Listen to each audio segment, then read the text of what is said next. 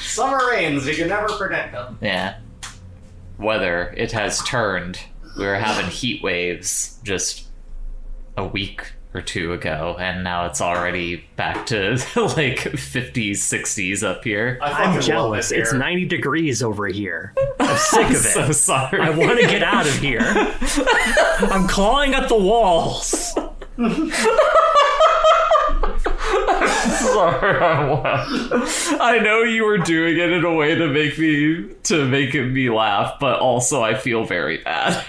Like it sucks. I started playing Wizardry Tale of the Forsaken Land for the PlayStation 2. I saw you mention that. Yeah, it's cool. Cool game. You would die for your homies. Yep. Oh, shout outs to Keo and Ricardo, the homeboys, and also a priestess named Sarah McLuff or something like that, where she joined up. And she's good because she's more of a spellcastery priest, and I'm more of a paladin-y priest. My favorite thing whenever Bridget like tells a joke like that is like I just had a visual analog in my head, which is like it's her taking like a flashbang and throwing it into the middle of a room, like peeking her head in, a conversation. Yeah, except it's a dud. Like it pops, but like it makes like just a tiny flash. It's just instead of being a flashbang that like sets an infant on fire, it's just like a little firecracker, or it's just like, oh, well, anyway. Yeah, what were we doing? I was watching a compilation of Joseph Anderson playing through Baldur's Gate 3, and the way that he fought Gortash was he got up on the rafters of the room that Gortash is in and threw some alchemist fire just out of range that it would like trigger combat, but close enough that, let's say, if you threw something explosive into that circle, everyone near that alchemist fire would explode horribly, and proceeded to throw a crate that had like 50 explosive barrels inside of it down onto the fire and just fucking nuked the man. That's like, no one here needs to like necessarily sing the praises of Baldur's Gate 3. Like it is a widely beloved game at this point, but like I feel like stuff like that is what makes it like an all-timer. Like that's how like this game has got the juice. Yeah, exactly. It's like it's in there with like the best like immersive sims and things like that, where you just experiment and you're like, oh, I can do that, huh? I guess I'm gonna do that. Yeah, just like a bunch of systems like are running into each other in a way where you can like. Did you all go grab your coffee? I'm waiting for it to stop dripping. Okay, so are we just going to initiate the podcast and you're gonna get up partway through? Yeah, I'm gonna just go grab it for like I'll hit timeout, so it'll be like no one talk to me, but I'll be back. I mean, we can still just kind of bullshit for a couple of minutes on recording. For sure. Something tells me that this is going to be a shorter episode. Yeah. There's not a lot to say. I think there's a lot to say about this movie. It's a matter of, like... In this format, it's hard to, Sure. Being that it is such a slice of life thing, But I think in it being a slice of life thing, there's a lot to say because by virtue of the fact of it being a slice of life thing. For sure. You lead the conversation. It'll probably... I mean, yeah, it's my movie. Of course I'm going to lead the conversation. Good. You better lead it. I'll show you what for. So Jay found out that I have killer calves. Oh my god, it was fucked up. Like, I was just doing the thing where Bree and I are lounging together, and I, like, will just, like, rub, like, a body part just as, like, a comfort thing for myself, and like I was rubbing her calves and I felt like the muscles and I was like, holy shit, what the fuck? Like, it was nuts. I got them dead or alive kicking legs. Like, she untensed her muscles and it was still like that proper like firm musculature too, and it's just like, gee, holy fuck. This is what thousands of steps on the stair mill every week will do. It's Yeah, apparently. kind of insane. I've been trying to grow a butt, but my legs have been becoming insane. I mean, nothing wrong with strong legs either. Not at all. What are you looking at over there, Bridget? I'm just making sure all my ducks are in order. We're on the right mic and everything. Yes, I did Yay. check that. Ducks in a row in the sense of whatever movie you're going to be picking. What? Are you getting like penny sounds on the mic? Yeah. Okay. Great. The people love the penny sounds. They're going to hear her grumble, and it's going to be... Everyone's going to love it. Damn it, now you've mentioned it, and now I have to leave in some of the grumbling. Get some of those Like she's a Here's character my- from fucking Bravely Default or something. Just like... I was gonna go the Banjo-Kazooie route. I heard you say B, and that's where my brain went to. Okay, Bree has acquired coffee, which means we are ready to go. Yes. But before we get ready, let's go ahead and do the thing. So, Bridget, I'm gonna need your hands to clap. Put your hands together if you wanna clap as we take you through this monkey clap. What we've used connected by cast or crew, deciding the next film, that's the gist. Put it on the list. It's time for us to welcome the fifth co-host of the podcast being Put It On The List. Introduce yourself, first person in the rotation. It's me, Bridget. You can hear me through the dog. That's right, second person in the rotation. I'm Evie. My name's Bree, and I'm here to say I'm interrupting the intro in a major way. You're not interrupting the intro. You took your proper turn. My name Fair is enough. Jay, and the fifth guest on the podcast today is Penny the wiener dog Yes. over on Bridget's side. Everyone, say hello to Penny the wiener dog. We love Penny. Yeah. We all love Penny. Whenever Penny isn't on the podcast from now on, everyone should be asking, where is Penny? Yes. We're And the answer is usually barking at something. Yeah.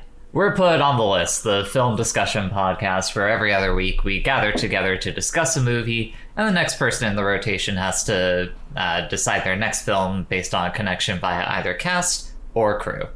Last time on Put on the List, Bree, you had us watch Beavis and Butthead Do America. I sure which did. was a very silly movie, and I think things have been too silly the last couple of weeks, so I decided to bring us back down to earth a little bit, and we watched a little slice of life romance film this week picked out by me called Before Sunrise, Yeah. directed by Richard Linklater. But before we get to all that, let's check in with everyone. I don't know what my cadence is this week. I think I'm thrown off by the fact that we're recording on Saturday instead of a Sunday. I'm like, this is weird. I'm used to it at the end of the week. The equilibrium's all equal. What have you been up to, Bray? I've been lucky enough to be blessed with a ton of commissions lately. I've You been have? working on a lot of art, also kind of doing some rigging little updates on my VTuber and stuff, but mostly just pouring everything into doing artwork, which I'm very happy to say has been very positively reviewed by the people who are ordering art from me, and I'm getting some return artwork, people coming in. I'm getting return customers. I'm getting more happy and confident with my work. I'm happy for you, Bray. It's been pretty great. I feel like I'm actually doing something. And that feels great. All right, then. Bridget, what have you been up to? What have I been up to? It's mostly been Night Rain. We watched Apocalypse Hotel this week, and that show is fantastic. Like, Yeah, Really? that's a great show. yeah. Like, what? Going off of the little peek into it that I had from the episode you shared, the end of the episode you shared with us, the vibe for that show is comedy? Or is it kind of like whatever they're feeling in the week? It's mostly like, it's comedy set against a backdrop that is like very melancholy, because like the whole thing is that like it is the last signs of life. It's the last signs of life on the planet, being these robots running a hotel. I feel like not to interrupt, but Bridget, I feel like the more apt comparison is less Wall-E and more like YKK, like Yokohama, whatever the rest of the name of that anime, like robot girl running like the little cafe at the end of civilization. Yeah. And it is that sort of like melancholy sort of like situation, but with really fun comedy layered on top of it. But it's also like, it's willing to dip back out of the comedy and into the melancholy in a way that's really like impressive and like very compelling. Like this past episode, it's just this robot girl wandering around the ruined, like the remains of civilization, and kind of like reckoning with her, like she's a robot who suddenly has to deal with the fact that she has interiority, and really she has to reckon with like the passage of time on like the people she knows and also like herself. Yeah, like she effectively ends that journey saying she's alive, because she specifically goes out. The episode even starts as comedic because her coworker is like, "You're working too hard," and you've never taken a day off. I read about these things called labor laws, and they say that you're working too hard and you have to stop. You have to take a break. You've literally been working nonstop for 400 something years. 400 or 500, yeah. The timeline is a little wobbly on that show. But yeah, and it's really interesting because like at the beginning of that show, she is very explicitly like, I am a hotel robot. I live to do the hotel stuff. And like this episode is kind of like the culmination of her realizing that she is more than that. She exists as a person. Yeah, like she's searching around for she has a defective part and needs it replaced. And so she's trying to look and see if anything works. And the one who finally has a part which works is a hostess robot that looks similar to her, but she's long, past. Because, even if they're all robots without maintenance, still will perish. Yeah, like time, the eternal march of time comes for everything. Honestly, Jay, like it is. I think it's a show that you would be interested in. Like, especially since, like, as someone who has said that her favorite part of Star Wars is all the little freaks that show up on it, and that show has got some good little freaks in it. They do a great job. I'll say, like, that one episode that I peeked in on, those did seem to be some good freaks. But no, yeah, I mean, I've always been a fan of, like, post-apocalyptic stuff that's, like, less about, like, the struggle of, like, the physical struggle of, the survivors to get through things, and more just about, like, just meditation on, like, life, in general. Like, more when the vibes are, like, low-key, and it's just kind of about what you do with yourself after, without something like a society or something like that to function within. Yeah, I mean, yeah, the show starts, humanity just doesn't exist. They do not factor. I mean, we've also been watching other anime. I don't know. I feel like I want to save talking about those until those shows are over, because I feel like my opinion on them is going to be heavily factored by, like, the way that they stick their landings or don't stick their landings. I see. I mean, one of them, I think it'll probably stick the landing because it's based on something ongoing, but The other thing I'm not. We'll see. The things we're talking about are like Rock is a lady's modesty and Gundam G-Cucks being the one that all of us are like, I don't know. I don't know what the fuck this show's gonna be at the end of it. But Rock is a lady's modesty is such a fucking weird It's thing. really fun. It is very fun.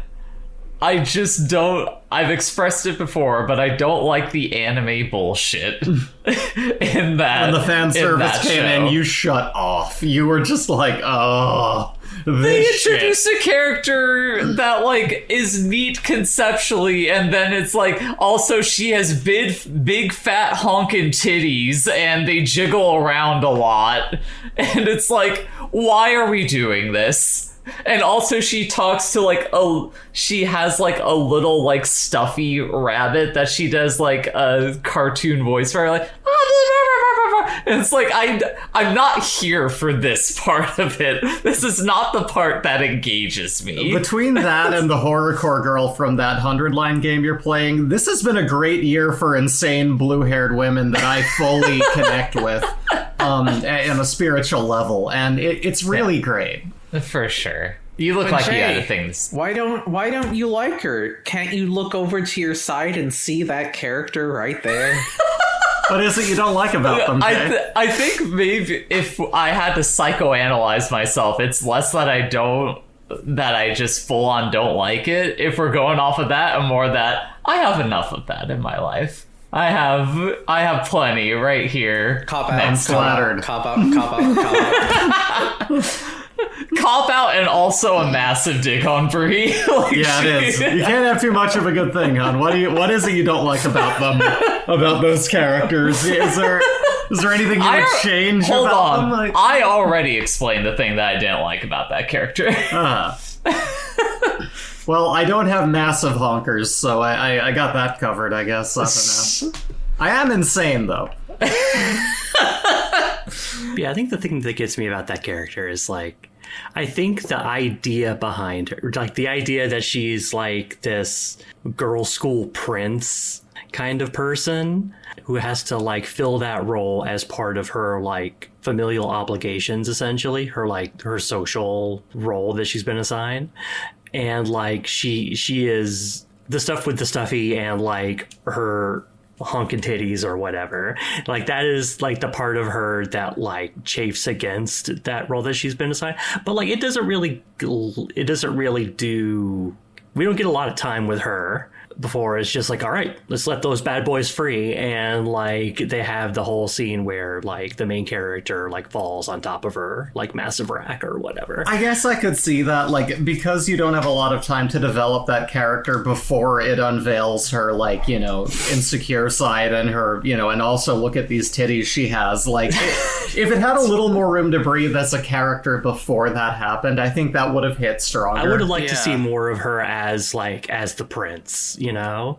Like, Yeah. We stand like, a handsome woman. Okay, like, let me talk about Idolmaster for a second here. oh god. My favorite fucking character in Idolmaster is Makoto, who is like the fucking like prince tomboy character. Like the same type of character that what's the blue hair girl's name? Tina. Yes, that Tina is. And she similarly has that same kind of like raised to be like very demure, very princely type deal, but like wants to be more, bring out more of her feminine side. But like it builds that. It's not like just, all right, we're in it. Like you get those things over time. And that's part of why I like that character so much. I generally like that archetype a lot as someone that tends to be also more of a, you know, butch, almost like mask presenting. you are person. just Makoto. Like, you... I myself am a little bit of like the tomboy prince character. Like, I love it. a little bit. Yeah. However, I'm still a fucking woman. Yeah. Like I have my needs. You have feelings. Yeah. You have that nipples, need to you be, know. that need to be met. Wait, what? What? Huh? What? Are you saying I don't have emotions? What are you shocked What by? did Bree just say? What? I said she had emotions. What was the other thing? I didn't catch what she said either. I believe Anyway, the point guys is- have nipples too, by the way. Why would you bring this up? What are you talking about? I've lost the plot here. I don't know. I've never seen a guy topless. I don't. Okay. Anyways, I don't know, but I guess getting back to the beginning of where this conversation I started. did like the recent episode where the queen bee of the place appeared, and it was just like, hey, yeah, give up your fucking dreams, loser. There really is like that whole like lesbianism, like, you know, tie-in with the concept of how Yuri goes like, yeah, okay, have your fun and then grow the fuck up and do what everyone tells you to do. Yeah. And so there is that kind of direct analog there. Evie put it very well, saying like rock as like a metaphor for like, you know, lesbians. Yeah. Lesbianism. Like it's Specifically those- as like sorry, I don't want to interrupt, but you're paraphrasing the thing I said. Yeah. You are here, you can say. Yeah, like rock as like a metaphor for lesbian relationships between young women, and specifically as something that like, oh, you're allowed to, like, it's societally appropriate for you to like indulge in that here and there, like on the low, but like you are expected to give it up and like basically like disavow it as part of yourself when it is like required of you to do so. Like, I didn't even think of that till you pointed it out, but it's like, it's very there. It's very in your face. It's very like, yeah, you know, you have fun fucking around with this, but then, you know, grow up and do what society tells you to do. Don't get too lost in this thing that you're playing with. And it's like, this is who I am. Yeah. Like it's So it's like, that is the part that truly feels like it. Those are the parts that I love about that show, and it's just that like the anime bullshit that happens along the way ends up feeling like more pandering than anything. Like that's the reason why of the cool stuff. I don't. it doesn't have to. Yes, there is already a little bit of pandering whenever they have like just the outright visual metaphor of like one of the girls having the other two like in chains while they're all in like bondage gear and shit. But like that's just putting the metaphor on the table and saying like, here, this is what this is. But when you have like during the downtime like fat titties, or like this character wants to be berated verbally by her childhood friend, it's just kind of like, this isn't what I'm here for, man. Like, you know what I'm here for. But yeah, Evie, what have you been up to? It's been a week of frustration and despair on my end, but you know we're working past it. We work through it. Righto. Hell yeah.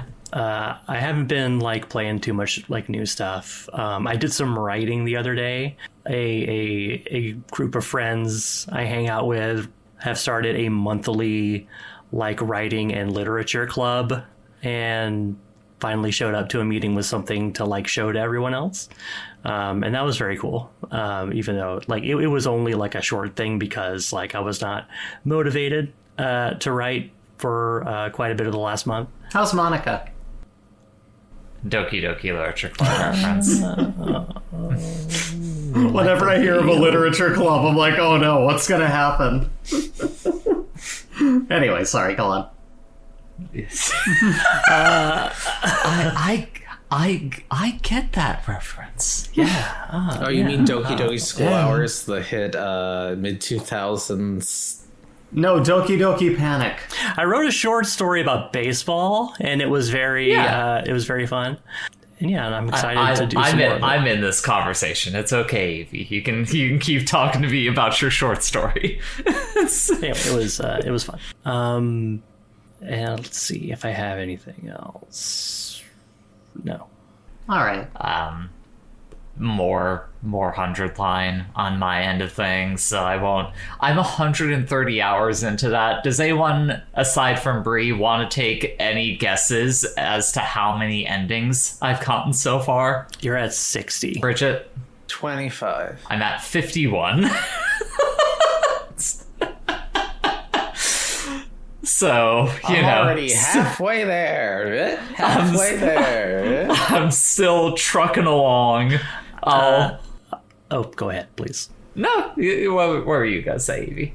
Yeah, our friend SK was. It came up during our group discussion, or if we were just chatting, And SK was like, I want to play that game. I was trying to figure out whether I want to play it on my own or play it for the channel, because SK produces the Let's Play channel Two Queers Play along with her wife Vivian, their wife Vivian. My bad.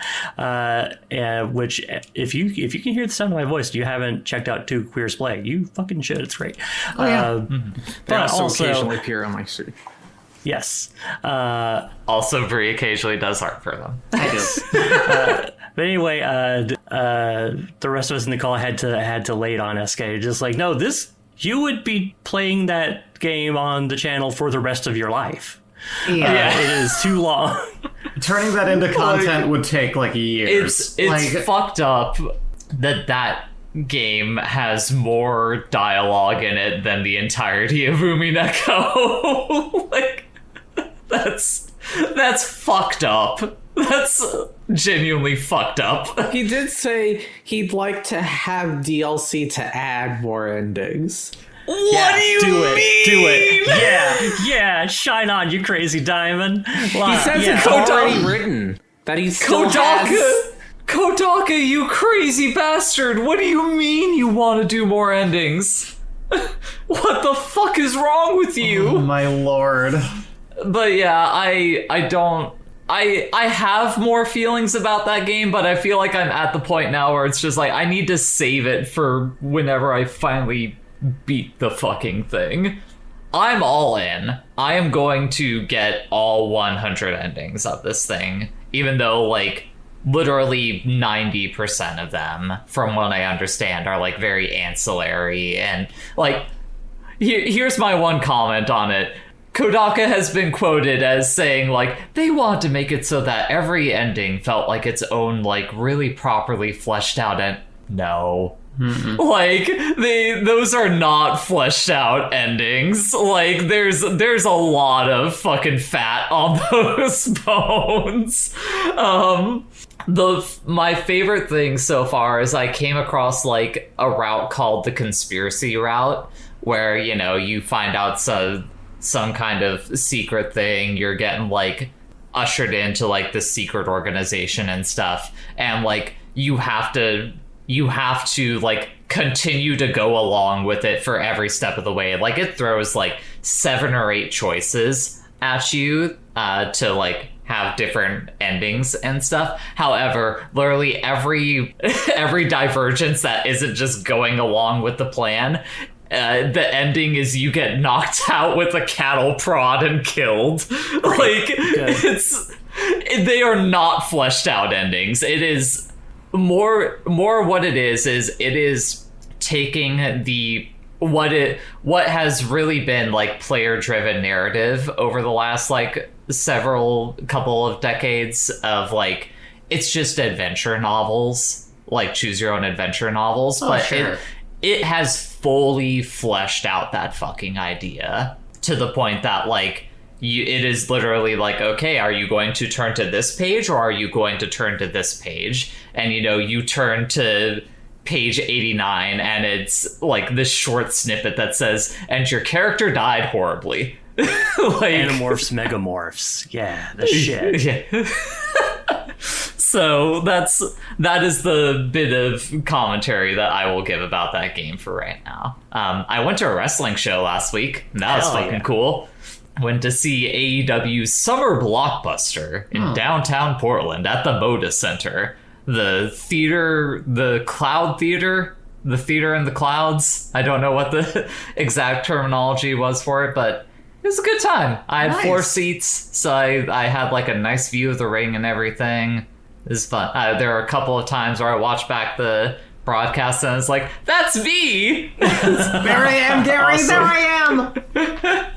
So that was fun. It was a good time. But Awesome. aside from that, work's been good. Can't complain about that. We don't really have... One more thing. Hold on. This is gonna be worth it. So recently, my dear father came over to stay with me. This was actually right after the last time we recorded, because like I told him, Dad, I have to peace out and record this podcast that I'm on, and he was like, okay, sure. And so like he got to asking me about it, and then he was just like, send me a link to that. And then like I had the experience of my dad pulled up the podcast on his phone and listened to it for about 20 minutes. It was the Big Lebowski episode. Oh, and so like, yeah. And so like, what was it that y'all were talking about that I was just like not part of the conversation? So he was just listening. He was listening to us like prattle on for a while, and he was just like, do y'all eventually talk about the movie? we bring this up as we are 40 minutes into the recording right now. 5-star runtimes, baby. Yeah. 5-star podcast, 5-star runtimes. Yeah, go ahead. But yeah, it was just like, it was very funny to listen to. It was mostly like he didn't have many reactions. We were just kind of sitting in silence listening to the podcast. And he was just like, this doesn't cost you money, does it? Wow. It costs me money for podcast hosting. Oh my god. It was so fun. He's just like, well, I'm glad you and your friends have fun. And it was just like, yeah, we do have fun. Jesus. Ringing endorsements. Wow. Thank you, Evie's dad. Much appreciated. Oh god. Speaking of 5-star runtime, you could follow us over at putitontheList.bsky.social and send us icebreaker questions there, because we don't really have icebreaker questions this week. Instead, we have a homework assignment that we got from Owen on Blue Sky, which is, I don't have a question about the movie. I just want you all to fill out this anime watch list going around and discuss your results. Gives us the link and everything like that. True to my school years, I forgot to do my homework. Bree! I learned about it late last night. I didn't have time. I put it in the group chat. I didn't see it. Oh, I'm sorry. Am I on payroll for constantly having an eye out for notifications? Owen said, I'd assume Sass will have seen the most and Bree the least. I've attached mine for comparison. Well, now you have to do it, and I'm just going to chop this part out of the podcast. Get your phone. We're doing it now. I don't have a fucking... Fuck it. We're doing it live. So Owen specifically predicted that Bridget would have the most and Bree would have the least. Looking at Bridget's, you had like, what, 92 on there that you watched? Yeah. That's insane. I had 70... Where is it? I had 73. So the thing that I like about this like chart thing is you can kind of like map out when a person had like was really into anime and when they stopped really actively watching anime, because like mine, I have like a lot, at least like 4 or 5 shows like every season that, or every year that I watch from 2006 up to like 2017, and then I hit 2018 and it's like one a year or 2 a year, or in the case of 2023, nothing in there I have watched so Anime far. from the late 80s to early 90s was like my bread and butter. It bled into like the early 2000s, and after that, like when you stopped getting beat up for liking anime and everyone started thinking anime was cool because Toonami happened and they're all a bunch of gaijin, it's like, okay, well now like this, they brought more in because people here are watching it and we got the rest of it, and it was like, we're not just getting the best stuff anymore, and I fell out of it. I did. And in a not shocking turn of events, at least for me, Eevee actually has the least, because Bree has 36 and Eevee has 28. Huh. Like, I saw Owen's comment and I was like, you are incorrect, sir. Also, the list misses some of the stuff that I've seen. Like, I've seen Darker Than Black. I've seen Tiger and Bunny. Yeah, like Bree. Like, I ended up watching a lot of like older stuff. There's no Ranma, there's no Tenchi, there's no anything that I like grew up with. Yeah. It really makes me curious what the exact like logic behind like these particular shows that they have in the listing are, because like there's some on here where it's like I don't know that I've even heard of what like student council's discretion is. I don't think that's a real show. I've seen a billion shows, and does this say it's an AI prompt? No, there's an AI prompt like at the bottom, which also doesn't make me feel great about whatever this website is. Oh yeah. But yeah, so it's it's a thing to see how many of widely talked about anime you like watch in any given year. But aside from that, I don't know that I have much to discuss about this thing. Like it is what it is. It's a big grid of anime. Like, what is there to say about it? Yeah. a grid of anime. However, we do appreciate the prompt, Owen, that you're trying to get us to talk about. It was a fun exercise. It's just, However, an even more fun exercise is the film that we're going to be discussing today. Because for the movie club this week, I picked out Richard Linklater's 1995 film Before Sunrise, which it's great. To give you a simple... It's a really simple story. It centers around these two 20-something-year-olds, Jessie and Celine, two strangers that meet on like a trans-European train that's stopping in for a night in Vienna, and decide to spend that night like having what is effectively like an extended blind date around the city. And you get to see their relationship evolve over the course of those like several hours.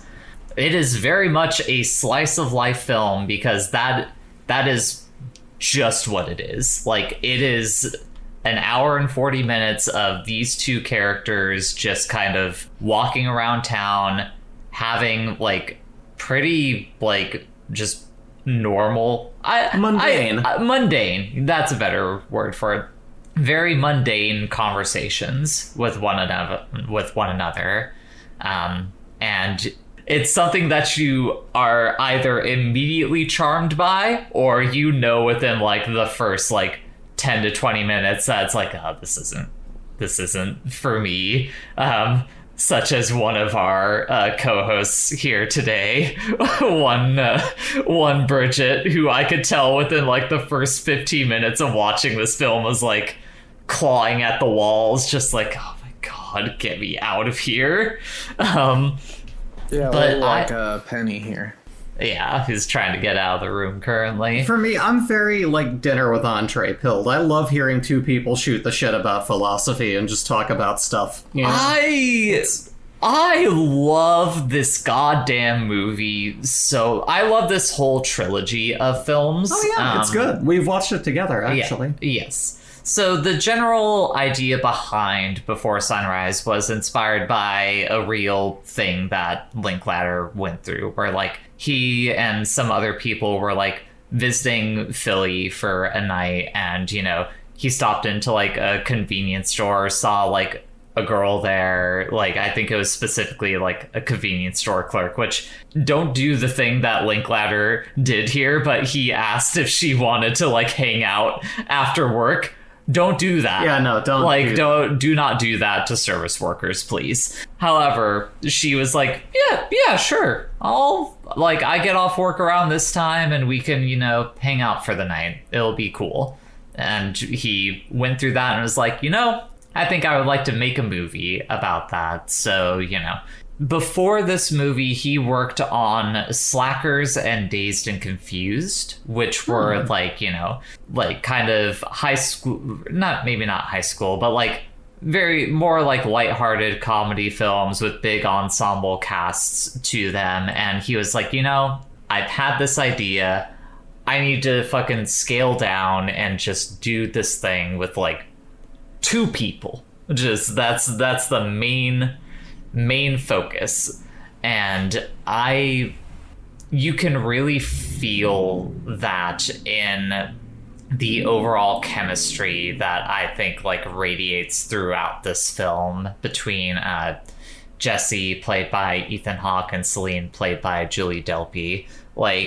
There's I know, at least for me, there's just magnetic fucking chemistry between those two that for some reason every single conversation they have, I am fully in on it, and there is an enrapturing quality to it that pulls me in. I don't know how many of us amongst the group really felt that. I love it.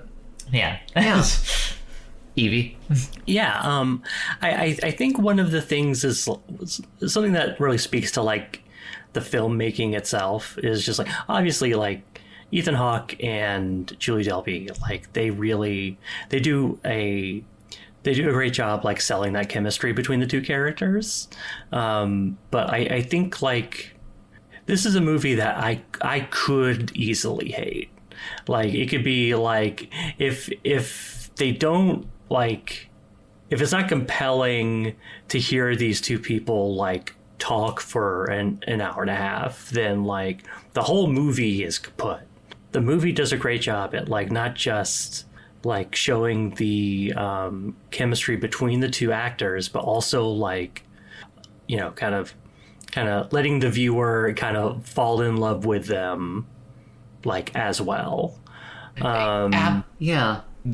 I feel one of the best. There's not really a way we can't do a beat by beat of this because everything is just so very lackadaisical and just free flow. Yeah, there's not really a plot here.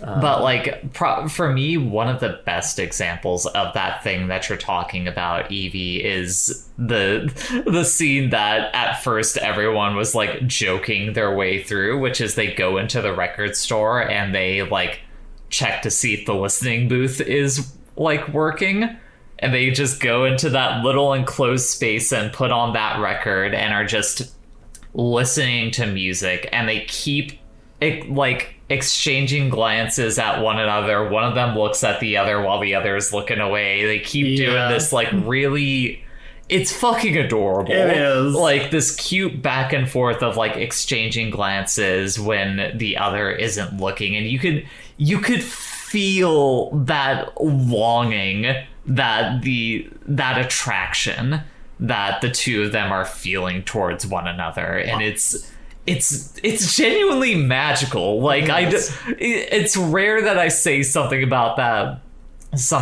that about just basic interactions between characters in a movie, but it feels that way. It puts you in that space of young love, and you see them doing that dumb shit and you're I've been that before. I haven't been this invested in a straight couple since Kaguya-sama Love is War.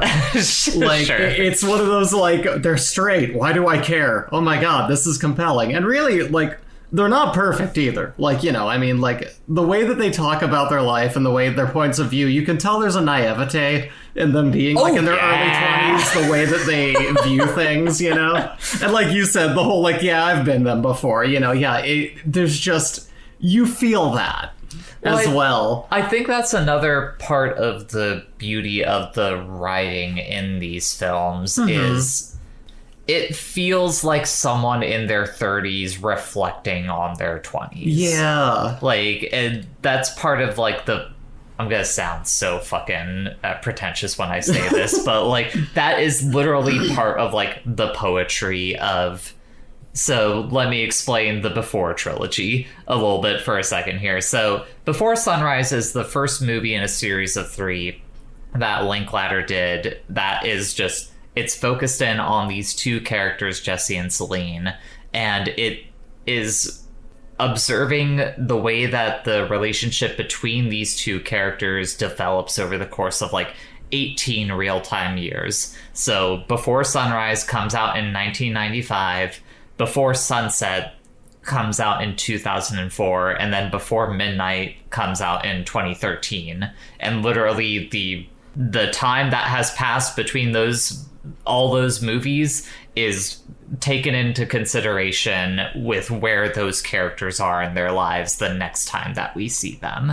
So, like, you have the little bit of, like, the little character moments you have with Celine where she's talking about, like, how fucked up it feels that, like, there's wars happening around the world and there's nothing that she can really do about that.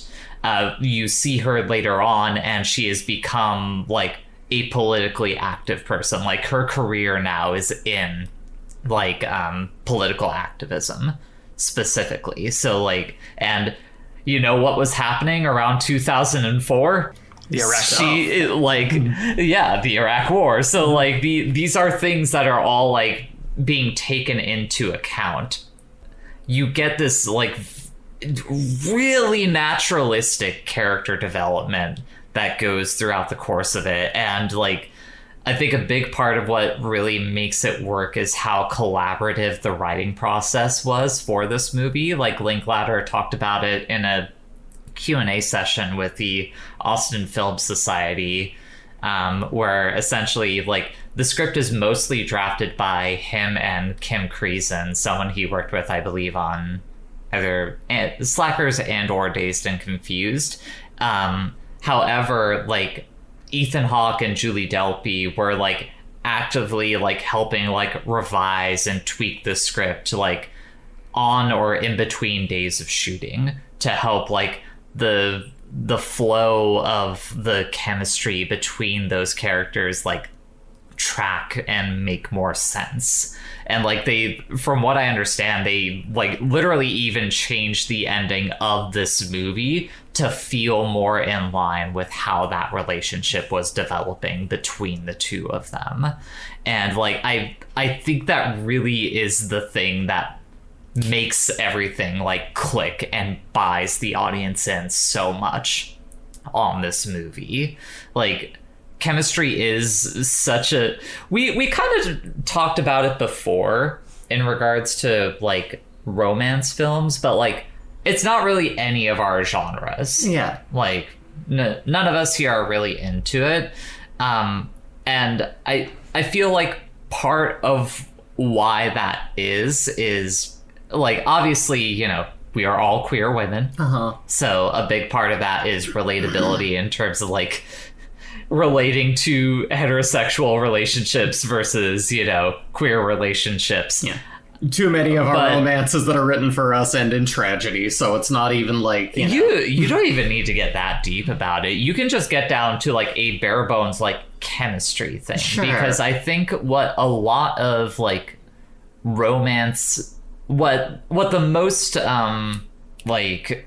I'm trying to think of how to phrase it, but, like, the most, like, just exploitative, like, romance things will simply rely on the fact that it's like, no, these are 2 very attractive people and you want to see them fuck. Yeah. Like, that is what we are here for. When, like, really the thing that, like, buys you into, like, a romance is, like, no, like, it's there's an electric thing that, like, draws 2 people together when they are, like, really feeling that way towards one another. And I think I don't want to say that queer people are more in touch with that idea, but, like, I feel like we kind of are. Yeah. Like, you know, we kind of have to be more in touch with that idea because of just how much more difficult relationships are for us in a cis heteronormative world.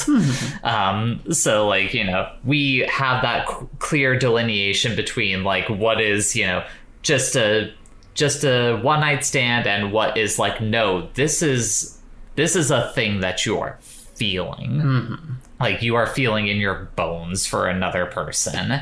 And like for me, that is the thing that really makes this film.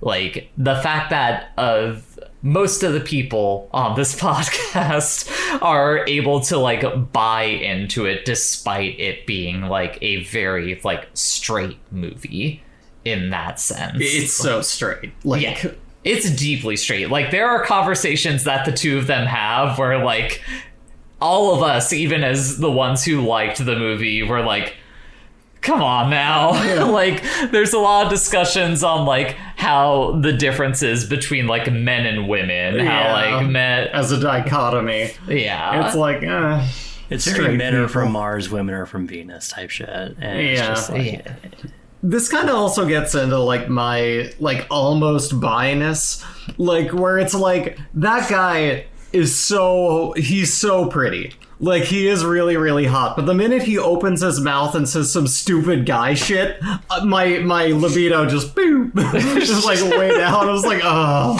right. It's, come on.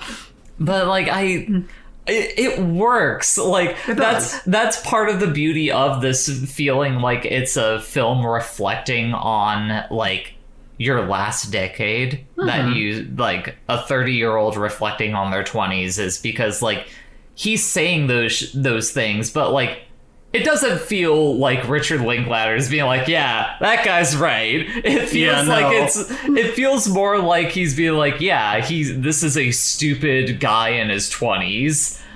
Like, and that's what I'm saying. I think that's what makes it work, is that it is so conscious of, these are two kids, you know, this is two young adults who are still figuring themselves out, and you know, there is that kind of lost like in the world sort of nature about them, lost in themselves and figuring that out, as well as navigating this sort of electric attraction between them. And, you know, and just kind of that beautiful sort of messy area of, like, you have no idea who the hell you are and you're trying to interface with another person is a fascinating thing. Yeah, I mean, there's conversations that they have, like, later on in the film. Like, they have their little, you know, sex scene. Not even really a sex scene. They cut out before they even get to the sex, but, like, them fucking on the lawn, the conversation that leads up to that. Yes, Bridget? Why would you fuck on, like, in a foreign country on somebody's lawn? It's Europe. It's romantic. Yeah. It's romantic. What about the ground and grass in anywhere sounds super romantic to fuck on? We discussed this. They're young, dumb, in their 20s, and madly in love with one another. When I was in my 20s, I was arguing about anime. Which is why you weren't fucking. Which is also why you were just completely checked out of this movie. Yeah. Like, on every level. Bridget, I don't want to grill you over this, because, like, it's fine that you do not like this movie all that much, but the way that you described it, like, after we were done, was just like, yeah, that was the thing that happened. Like, what do you feel about this film is, like, the thing that, like, really just completely, like, flew over you? Like, what was it? I don't know. None of these people have anything relatable. So it's just like, really? Well, I'm with these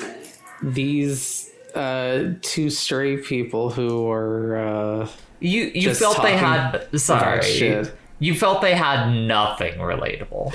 Well, they did have one thing relatable, and that was they played pinball. I thought you were going to say that they talked about monkeys. They talked about monkeys. They played pinball. There was yakety sax. What more do you want in a movie? But like that's the part that's so odd about that to me, because I feel like they have a lot of relatability. Like it's not so much always the conversations, like the exact topic of conversations that they have, but like more the nature of those conversations, like just talking about like really at times just completely pointless shit, like when they are like on that bus together initially, and like they're having that like back and forth, specifically like I get to ask you a question and you have to answer completely truthfully, and like specifically like Celine asks him like if he has like a problem or something like that, and he like goes into this whole tirade about like reincarnation, which in and of itself leads to like this weird philosophizing about like how like if there's so many people in the world, like are the souls getting divided and like spread across like all these different people? Like it's not so much the meat of the conversation that's the relatability, but it is the inaneness of the conversation. Like I have had a million conversations just like that. Yeah, that's the thing. Like it's that's nice, but it should be interesting. But that's the thing. That is the thing that is compelling about it, is like you have had conversations exactly like this. Like everyone has had conversations exactly like this. So you that is where the relatability is. Like as the thing that ideally is like pulling the viewer in is that relatability, and that leads you to buy into the romance and like I didn't put have yourself a dating in there. life like in my 20s, so I don't know what relatability I'm supposed to get out of it. It kind of explains it when you put it that way. Like you didn't get to experience that time in your life the way they did. Well, I get where Bridget's coming from, because like Sure. Because this is a Criterion movie, there's a number of like essays on the Criterion website about it, and I read one by Michael Koreski, who mostly talks about like the interest the movie takes in time, but he also like touches on the idea of just like this movie is about like romantic possibility, how the two of them feel like exploring that possibility with each other is exciting. And like Celine in particular like talks about how if God exists, then it is between the act of two people like getting to know each other. And that's like, and I feel like that's a pretty like important, that's a pretty important statement for like what the movie is kind of like going for. And so as like I'm someone who had like a night like this where like there was just like where like I had a special night with someone, and I felt that like electric sort of getting to know this person and like getting intimate with them. And it is like, and then that became a relationship that destroyed my life. And so it's like, I understand that like Bridget can come to this like Bridget can come to this and just like being like, who the fuck are these people? Why are they acting this way? Like it is because a lot of the time the lens through which I'm seeing these scenes, particularly the early ones, like there's so much awkwardness in this movie. Oh yeah, where it's palpable. Like the recording booth or like the listening booth scene, like I didn't feel longing so much as like they're listening to this song that is about like pushing through like the sort of reservations and hang-ups that people have with loving each other. And it's just like, it is so on the nose. And then them being the Gen Xers that they are, they can't stand it. And so like you can see the way that they sort of like kind of they absolutely want to be close to each other, but they cannot allow themselves to be close to each other because it is the vibes are all wrong.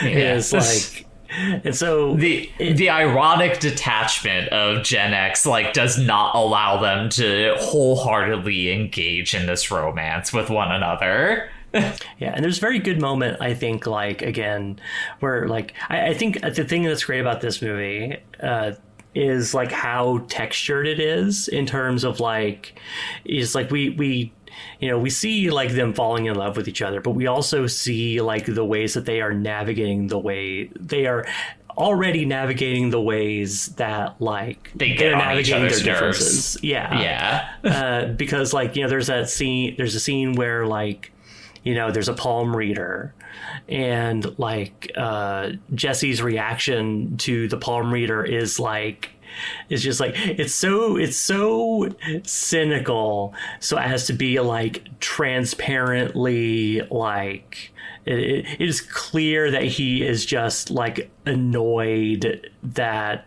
this palm reader like imposed on them while they are like having this random grifter just even popped more, in and even more annoyed at the fact that Celine like entertained that in the first place.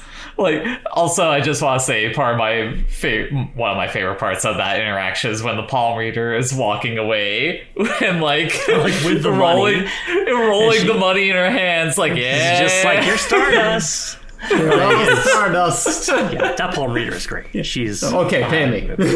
Like the interactions that they have with various people, like the German actors, the German actors who invite them to a play that they don't go see, and then like there's the poet who is just like, again, we see like the sort of like defensive cynicism that Jesse employs, like when he's just like, well, the guy probably has just like a template that he plugs the words into, and it's just like, where like we see the ways that these people are like very different in a way that like could generate friction like the longer they know each other, but like it is still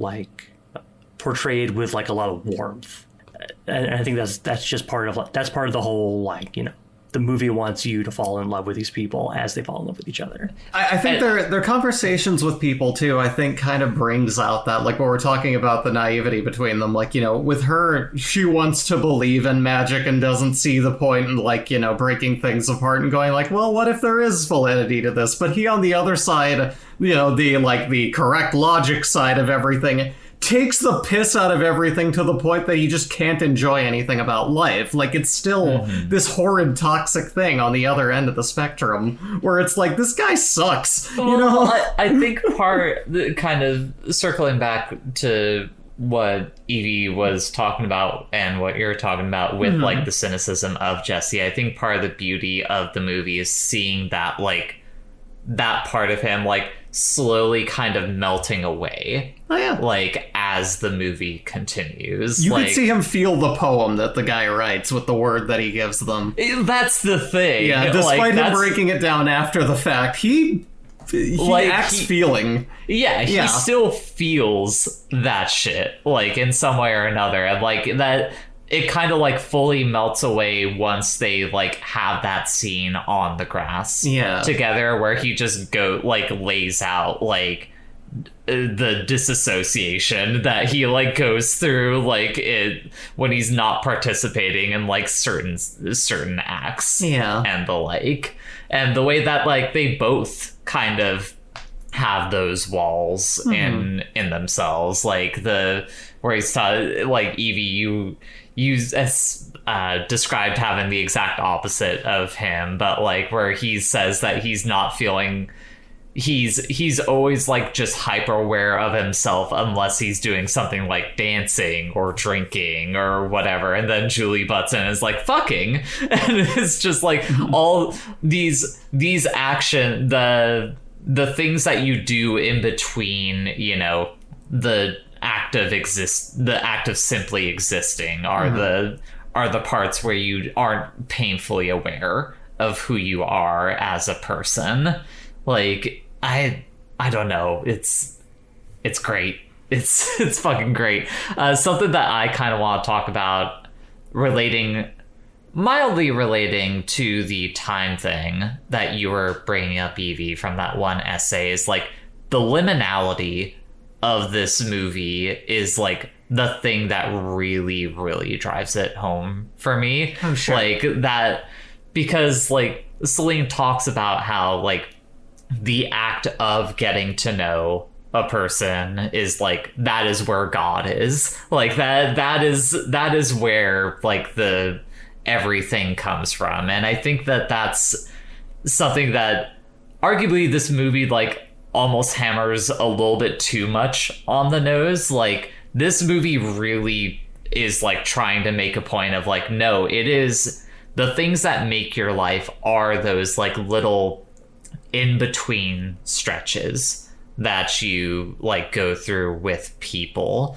And I think it's at its heart like kind of almost about like the liminality of relationships in general with people, because like barring things like horribly burning bridges between you and another person, like there is a like liminality to relationships in general, especially when you really click with a person. Like at times it could feel like there was never like any hard start to like when this person became a fixture in your life, and like until that person or you passes away, there was never like a hard end to that relationship. It's just kind of this thing that like is fluid and constantly changing.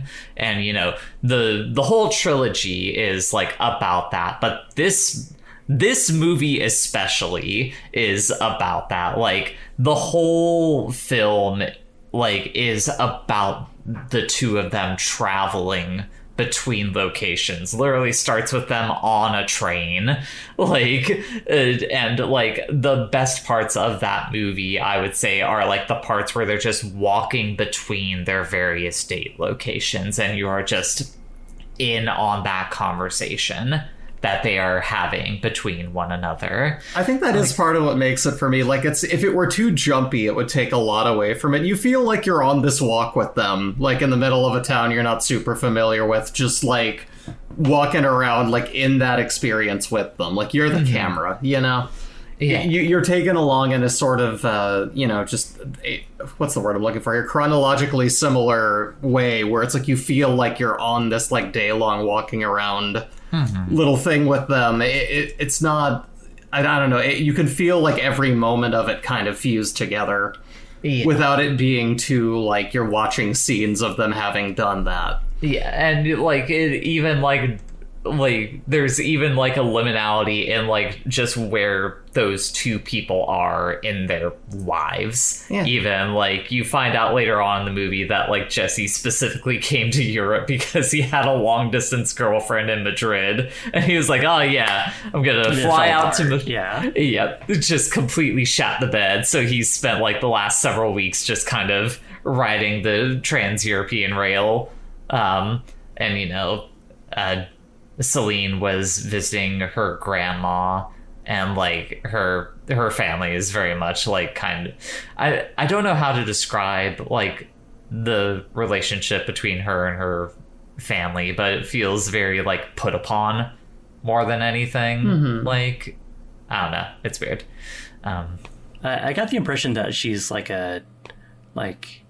it's dysfunctional in that way where it's just like it's stable, but it's maybe not perfectly happy or something like that, because like she makes reference to her parents and she's like, yeah, they love me and like it's whatever, but like you get the impression that they are not like a big part of her life.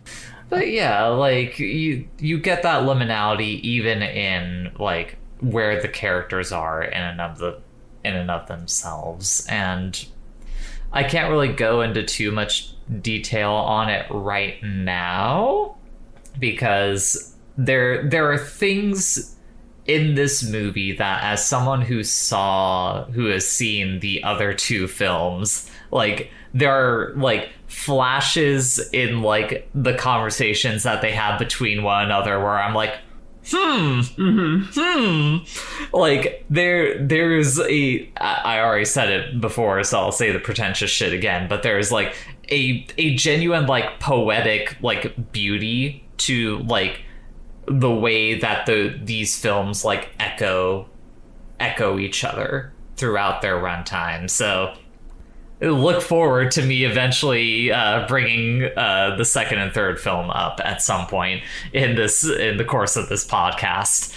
But yeah, God, those are the majority of the notes that I wanted to talk about throughout this. Like, I just love the vibes. Like, the vibes of this movie are just so warm. It is a cozy movie. Yeah. Like, I believe I covered myself in blankets and laid down on the couch while watching it, just like being in it. You were maybe getting the most frustrated out of all of us, because the viewing experience of this was mildly coded with a little bit.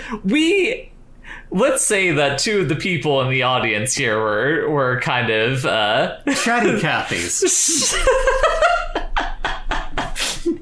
No judgment, but it kind of almost relates back to like the way that Jessie like kind of ironically like the way the two characters can't like fully engage with the romance, like just the way that Evie and Bridget, you two are like cracking jokes throughout this movie, and like Bree's sitting on the couch like sternly crossing her arms like, I'm trying to enjoy my film. Yeah, like, well, that's the thing. This is we were like talking the shit and cracking jokes throughout Riddick, but like, that's Riddick. That's an action movie. This is a vibes based film, and I don't feel like we can, as people talking about films, absorb a film like this if we're just talking over them. You know what I mean? I don't disagree with you. Yeah, like I was rewinding it. Like, I think it's okay to make jokes during it. Like, again, it was getting to be a lot.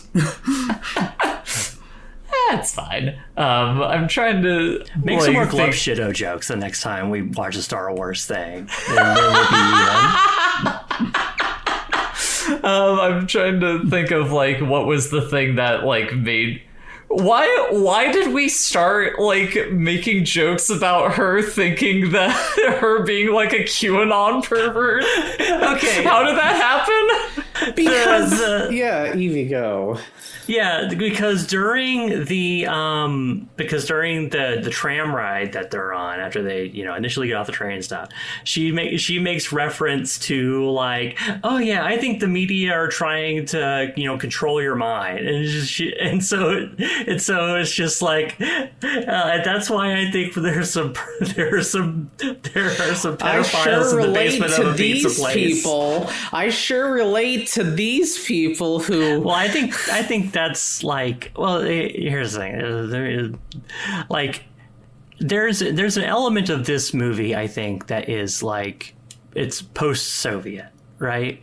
Where like, we're in the mid 90s, like history is over, like Celine makes a number of references to like, an enemy, of like there needing to be an enemy, or not knowing what the enemy is. And Jessie makes reference to like being instilled with this sort of like competitiveness that he kind of like chafes against, that he's kind of not happy that it's there. And it's like, bro, you've been alienated from your fellow man. Like it's alienation. That's what's happening there.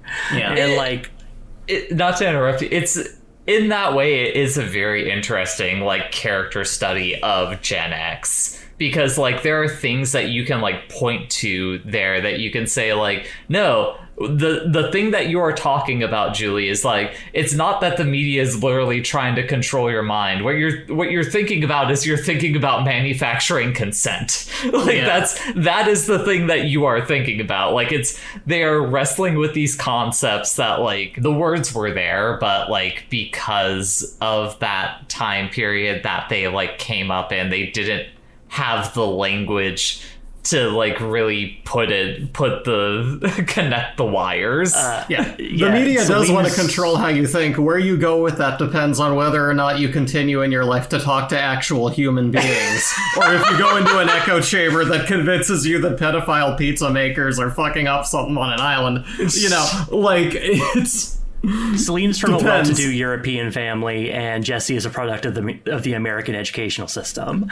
So it's like they don't have like the conceptual framework, like to sort of like completely like whatever. Like it's not like I have all the answers or anything, but it's like it's like you can see, like I joked about it, and like it was 80% a joke, but just like that conversation like on the tram where like Celine was just like, yeah, the media's trying to control your mind, and Jessie was just like, I wonder if people are just worth less as more of them have been born on the planet. And it's just like, that's why Gen X voted for Trump. Like that's where it all came from. It is this generation of like people who are like deeply alienated from like their fellow human beings, but don't have the resources to realize like the whys behind it properly. Instead, they're just like fully detached in only the way that like Gen Xers specifically could be detached. So they're just like, I don't know, I guess I have to vote for the guy who seems like he's from, you know, out of nowhere and against the system, because that's what we were against the system, so let's go for it. Like it is quite interesting in those regards. What's up, Bridget? You look like you had a thing to say. Anyway, that's where the jokes came from. I was just looking at the box office weekend of Before Summer. We can't do this bit again. Are there any particular standouts that you wanted to point to? Well, this premiered at 11. Well, yeah, it's not like, this isn't like a big budget sort of. Like it's It's more funny. The thing that beat it in premiere that also premiered that weekend is Highlander: The Final Dimension, which is not even. That's funny. Cinema. Are there any other particular notes that anyone was wanting to touch on in this movie? This movie got me overhyped. Why did it get you overhyped? Because you were checking the subtitles and I heard yakety sax and I was excited for a big yakety sax scene, and instead it's only like 2 seconds of yakety sax. They talk about monkeys. There's yakety sax. It's 5 seconds of yakety sax. It was cute. Like it was part of like a carnival game. You did it. You admitted that this movie was cute at a point. Hold on. Let me be clear. I like this movie. I think it's beautiful. No, not you. I'm not talking about you, Evie. I know you like this movie. I'm talking about Bridget. It made you feel. Yeah, you felt something in that moment where those a tinge of childlike joy for 2 seconds, and then made the grumpy Squidward face. I'll say that was also kind of another really cute little moment. Was like the, you know, where later on in the film, you know, Jessie's talking about like, you know, I think all this romance stuff is a whole bunch of bullshit, and she immediately claps back with, "Oh, this from the guy who opened the Ferris wheel was like, you know, the sun said it would be so perfect, so beautiful." She fucking roasted his ass. Yeah. Like, there are some moments where she fucking gets his ass so hard, and it's very so funny. great. Like that, I think that is truly the thing that most like straight romance movies, like, or just romance things in general miss, which is like women taking the piss out of guys. Yeah. Like that is the thing that makes it. Like that's why to go to like anime for like a second here, like one of the most like well-regarded like relationship, like straight relationships is like what's his name, like Lawrence and Holo from like Spice and Wolf, because those are like two people constantly like having tete-a-tetes with one another, and like that's where the fucking juice is in chemistry. That's where the god is between the yeah. What were you gonna say, Bridget? I was just gonna say specifically the first anime, not the remake they recently did. I don't know anything about that, but yeah, like that's the thing that makes it, is that stuff. Like that's what makes, to go do something that we talked about before on the podcast, but like Princess Bride, that's something that like kind of makes that too, is like those two, like it feels like those two are equals in conversation. I feel that. As opposed to like they are, you know, these are just instruments for us to fantasize like making out with a hot person through. Like that's kind of like in action to romance. It's kind of the Marvel of romance movies. It's the like, here's the big bombastic shit without any of the substance. Sure. You know? Like more of a ride than a movie. Like that, I think that is very much just what's missing, is it needs all of those fine gritty details, and it really captures that well. I mean, the movie is also very meta in that sense, because like the first conversation that like the two of them have is like Jesse talking about his idea for like a like cable access channel that's just like literally slice of life of like different people's like days on Earth. And then the movie proceeds to basically be that for like the rest of it.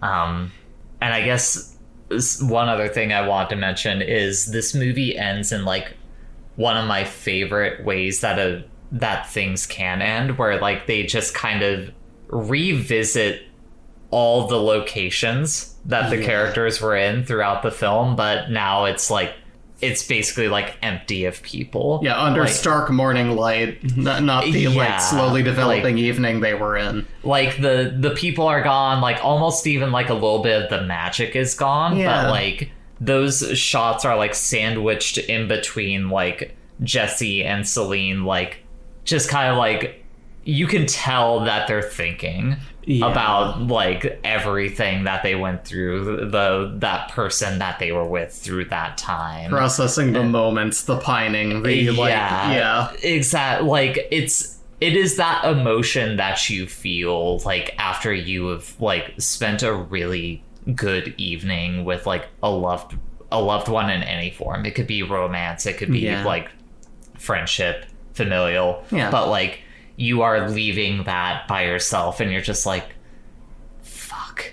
That was good. Like that was a moment in my life that I will cherish. Like, know there's a snapshot of that in your heart now, and it's the fucking moment towards the end where like Jesse says, I want to take a photo of you, and you expected to pull out like a Polaroid or something. No, they just fucking stare at each other and absorb that moment. Truly, like that's fucking beautiful. That's a beautiful ass moment.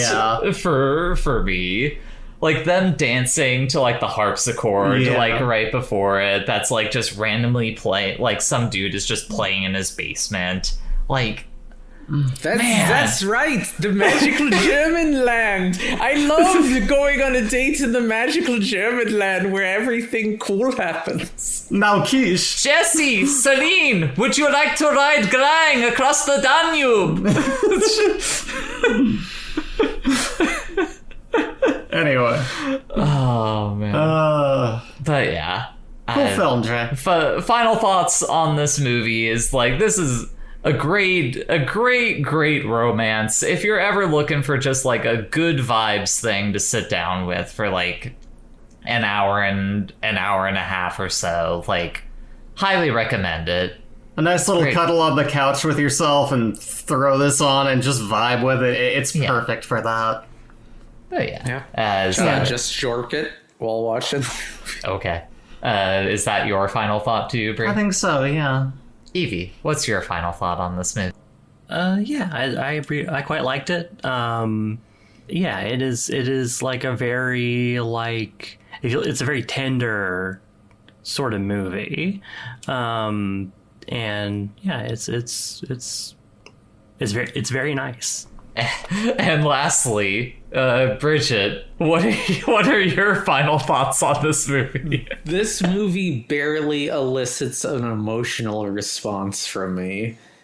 None of hatred, none of joy. Hearthstone.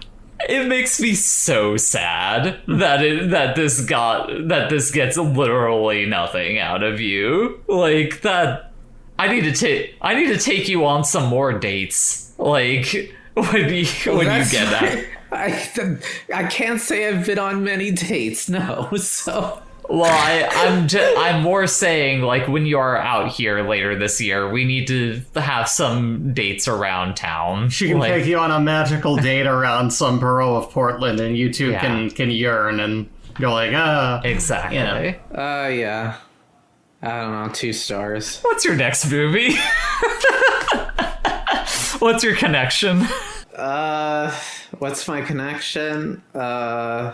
Here's what I want to know. Take me through, because you had a good movie that you were thinking about picking at first, and then you changed your mind. What was the heaven option here? Riccio. Oh man! Oh, God damn love it! Riccio. Riccio was also going to possibly be a choice last time, because weirdly, I keep getting movies that do connect to Riccio.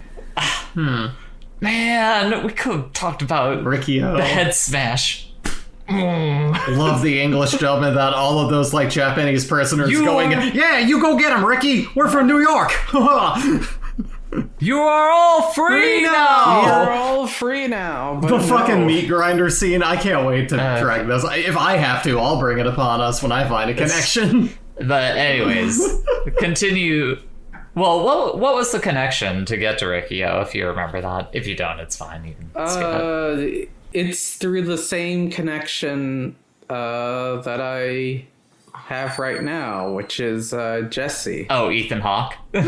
Yeah. Specifically, Ethan Hawke's Japanese dub actor, because this actually, I was able to... I knew it! I fucking knew this had a Japanese dub. Yep. And turns out he... What's the name of the dub actor? Mitsuru Miyamoto. He's done a lot of anime. He actually is like the person they go to like dub Johnny Depp and like a bunch of other famous actors. He actually did a dub as Dr. Peter Elliott, who is from Congo. So we're watching Congo. You motherfucker, you were like, oh, do you really like it? And when I figured out I could actually connect to Congo still, you didn't look deep enough.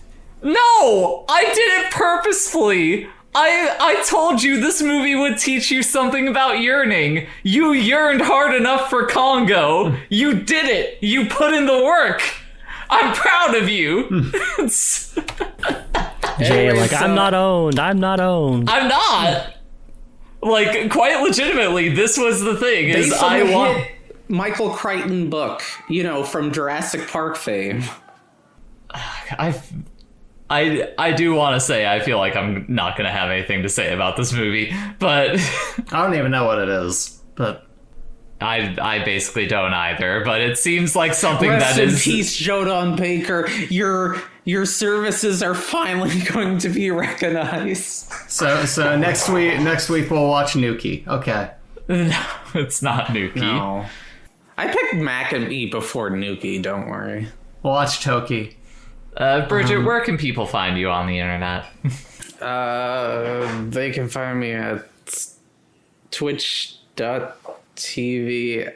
/Sasquatchless, where I stream games. I have a fresh new emote. I have a new emote of Excel from Excel Saga running that I made myself today. So, Bree, where can people find you on the internet? Hi everyone, you can find me over at Easy Breezy TV on Twitch. That's twitch.tv/EAZYBREEZY. You can also find me under my artist handle Asnesbo, ASNESBO, on VGen, where, hey, if you need a character illustration of your OC, or maybe some emotes, some animated emotes, do you need me to make a VTuber? I can make you a VTuber. I do a lot of stuff there. You can find all my artwork and services there, but mainly that's where I operate.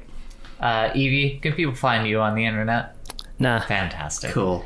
People can find me on the internet, but I'm not going to tell you where. But I will tell you where to find the podcast.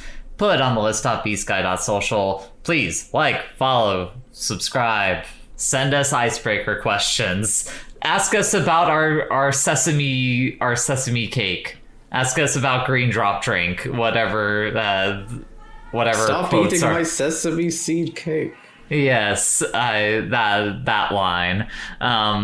But please interact. Social interactions. Please. You could send it. Oh, I didn't check the email. Hold on. I forgot to check the Gmail. We Stop the operate out of presses. spite. And what we need to do is show second- Evie's dad that we are important. Last second email.